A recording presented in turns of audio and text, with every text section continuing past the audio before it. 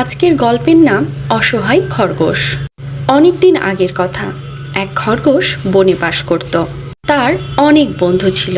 সে তার বন্ধুদের নিয়ে অনেক আনন্দ করত। তার বন্ধুদের সাথে খরগোশ অনেক ভালো সময় কাটাতো। একদিন খরগোশ বন্য কুকুরের আওয়াজ শুনতে পায়। তাতে সে খুব ভয় পেয়ে যায়। সে চিন্তা করে যে বন্য কুকুরদের হাত থেকে বাঁচতে সে তার বন্ধুদের কাছে সাহায্য নেবে। দ্রুত তার বন্ধু হরিণের কাছে গেল।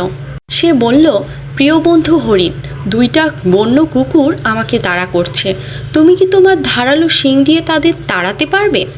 হরিণ বলল, হ্যাঁ, আমি তো পারতাম, কিন্তু এখন আমি খাবারের সন্ধানে যাচ্ছি। কেন, তুমি সাহায্য ভাল্লুকের কাছে যাও। খরগোশ হরিণের কাছে সাহায্য না পেয়ে তার আরেক বন্ধু ভাল্লুকের কাছে গেল। খরগোশ ভাল্লুককে বলল, আমার প্রিয় বন্ধু, তুমি তো খুব শক্তিশালী, দয়া করে আমাকে সাহায্য করো।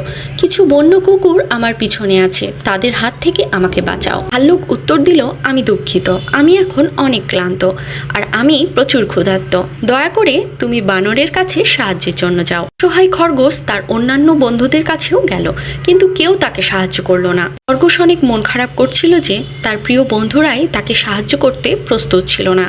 খরগোশ বুঝতে পেরেছিল যে তাকে নিজেই একটি উপায় বের করতে হবে বন্য কুকুরদের হাত থেকে বাঁচার জন্য।